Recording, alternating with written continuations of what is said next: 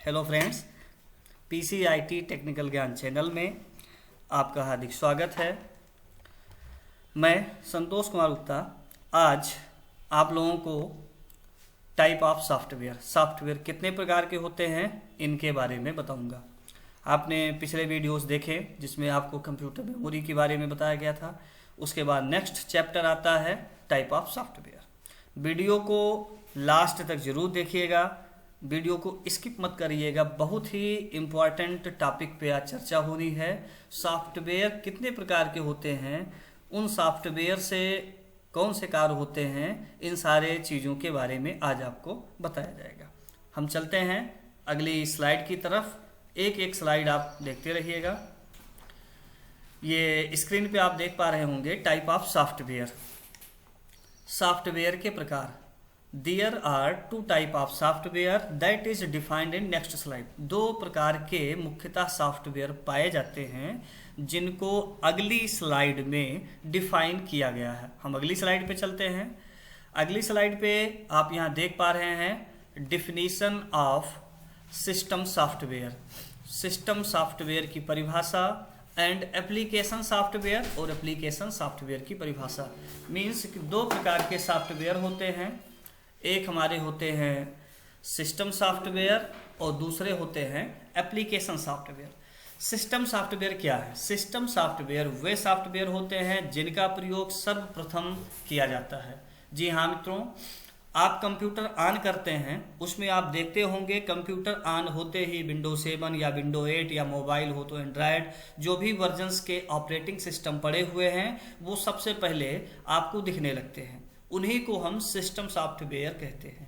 इन्हें आप system software कहिए या ऑपरेटिंग सिस्टम कह सकते हैं। बिना इसके हमारा सिस्टम लाइफलेस है, निर्जीव है। इसे कंप्यूटर का नियंत्रक भी कहा जाता है।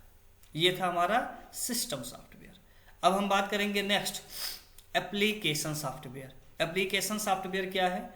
ये ऐसे रेडीमेड सॉफ्टवेयर होते हैं जिन पर यूजर्स काम करता है। व्यक्ति, संस्थान, कंपनियां अपनी आवश्यकता के अनुसार अलग अलग सॉफ्टवेयर यूज करती हैं। आपको मैं एग्जांपल देना चाहूँगा।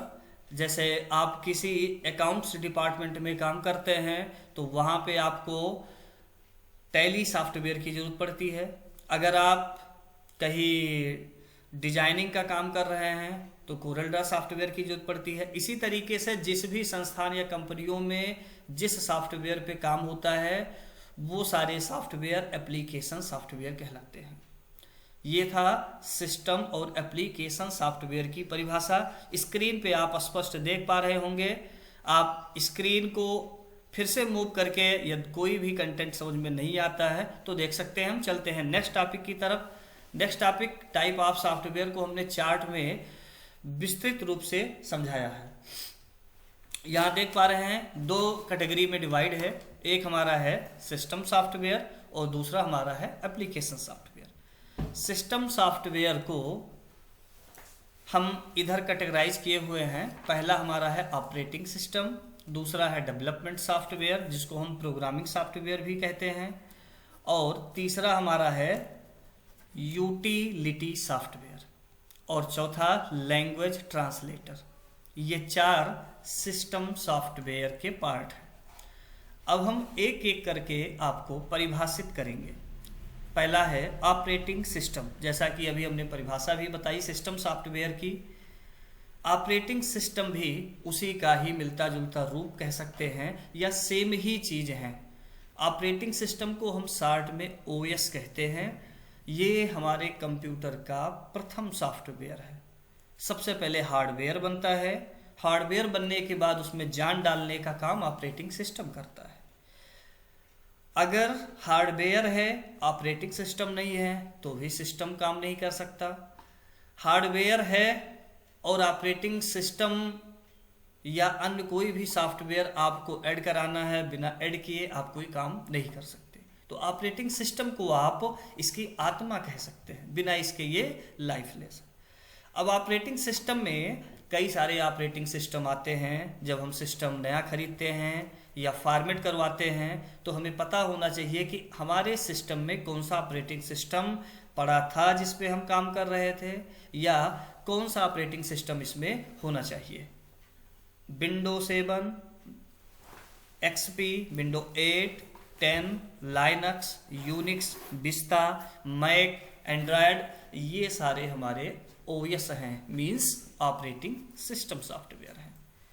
इनको डालने के बाद ही हम अन्य कोई एप्लीकेशन सॉफ्टवेयर डाल के काम कर सकते हैं। जब तक ये नहीं पड़ेगा तब तक कोई भी एक्टिविटी हमारे सिस्टम में नहीं हो सकती है। दूसरा, डेवलपमेंट सॉफ्टवेयर, जिनको हम दूसरे भाषा में प्रोग्रामिंग सॉफ्टवेयर भी कहते हैं। प्रोग्रामिंग सॉफ्टवेयर या डेवलपमेंट सॉफ्टवेयर में आपके C plus plus, COBOL, Fortran, Java, Pascal, ये सारे आते हैं। ये जितने भी हमारे डेवलपमेंट या प्रोग्रामिंग सॉफ्टवेयर हैं, इनको हाई लेवल लैंग्वेज में जो हमारे प्रोग्रामर होते हैं वो बनाते हैं। तीसरा हमारा है यूटिलिटी सॉफ्टवेयर। यूटिलिटी सॉफ्टवेयर को हम उपयोगी सॉफ्टवेयर भी कहते हैं। ये बहुत ही यूजफुल सॉफ्टवेयर हमारे सिस्टम का है। इनको हमें एक रैंडमली अपडेट भी करते रहना चाहिए, इनको चेक भी करते रहना चाहिए। इसमें हमारे डिस्क क्लीनअप, डिस्क डिफ्रैगमेंटर और एंटीवायरस आते हैं। डिस्क क्लीनअप से अगर हम इनका यूज करते हैं तो अनावश्यक फाइलें जो हमारे सिस्टम में रूट में चली जाती हैं या अन्य कहीं भी स्टोर हो जाती हैं, उनको ये डिस्ट्रॉय करता है, उनको क्लीन करता है। डिस्क डिफ्रैगमेंटर जो फाइलें हमारी तितर बितर हो गई हैं उनको कंप्रेस करके व्यवस्थित करता है और स्पेस को ये बढ़ाने का कार्य करता है। एंटीवायरस, आप लोगों ने नाम सुना भी होगा, हमारे मोबाइल में भी एंटीवायरस डाले जाते हैं।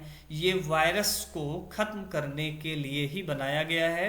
यदि आपके सिस्टम में एंटीवायरस है तो आपका सिस्टम सिक्योर है, कोई उसे हैक नहीं कर सकता, कोई अटैक नहीं कर सकता है और आपके सिस्टम बिल्कुल सेफ रन करेंगे और अच्छी स्पीड के साथ रन करेंगे। चौथा आता है ओएस में ही सारी सिस्टम सॉफ्टवेयर में लैंग्वेज ट्रांसलेटर। ये बहुत ही इंपॉर्टेंट टॉपिक है। लैंग्वेज ट्रांसलेटर इसलिए बनाया गया क्योंकि हमारा जो प्रोग्रामर है वो जब भी प्रोग्रामिंग करता है तो वो हाई लेवल लैंग्वेज में करता है, परंतु हमारा कंप्यूटर ये मशीनरी या बाइनरी भाषा को ही समझ पाता है। अतः इसकी भाषा में समझाने के लिए हमें इनका सहारा लेना पड़ता है। इसमें असेंबलर, कंपाइलर, इंटरप्रेटर, ये ट्रांसलेटर हैं।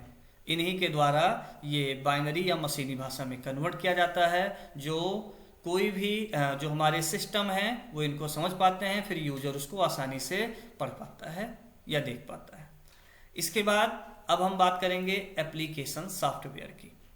एप्लीकेशन की हिंदी अनुप्रयोग होती है, मीन्स कि इसका यूज किसको कहाँ है उसी के अकॉर्डिंग ये सॉफ्टवेयर यूज किए जाते हैं। एप्लीकेशन सॉफ्टवेयर में हमारे स्टैंडर्ड एप्लीकेशन सॉफ्टवेयर हैं और कस्टमाइज एप्लीकेशन सॉफ्टवेयर हैं। स्टैंडर्ड एप्लीकेशन सॉफ्टवेयर और कस्टमाइज एप्लीकेशन सॉफ्टवेयर में यही अंतर है। जो स्टैंडर्ड हैं वो आपके जो भी इनकी कंपनियां हैं इन्होंने परफेक्टली उसको तैयार किया है फॉर ऑल, कोई भी यूजर इसे यूज कर सकता है और सबके लिए सेम है। जबकि कस्टमाइज एप्लीकेशन सॉफ्टवेयर ये कंपनियां, इंस्टीट्यूशन ये अपने अकॉर्डिंग इनको तैयार करवाती हैं। स्टैंडर्ड एप्लीकेशन सॉफ्टवेयर में हमारे MS office, Google Chrome, tally, DTP, हमारे टाइपिंग के सॉफ्टवेयर हो गए। ऐसे बहुत सारे लाखों सॉफ्टवेयर हैं जो आप गूगल के द्वारा भी डाउनलोड कर सकते हैं। इसका सेटअप भी आप किसी से परचेज कर सकते हैं और कुछ सॉफ्टवेयर इसमें आपके ट्रायल वर्जन के होते हैं, कुछ आपके एक्टिवेटेड वर्जन होते हैं। ये सारे सॉफ्टवेयर आपको हर जगह अवेलेबल होते हैं।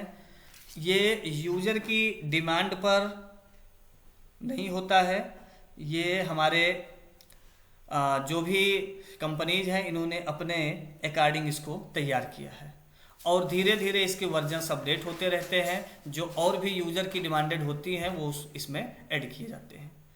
अब हम बात करेंगे कस्टमाइज एप्लीकेशन सॉफ्टवेयर की।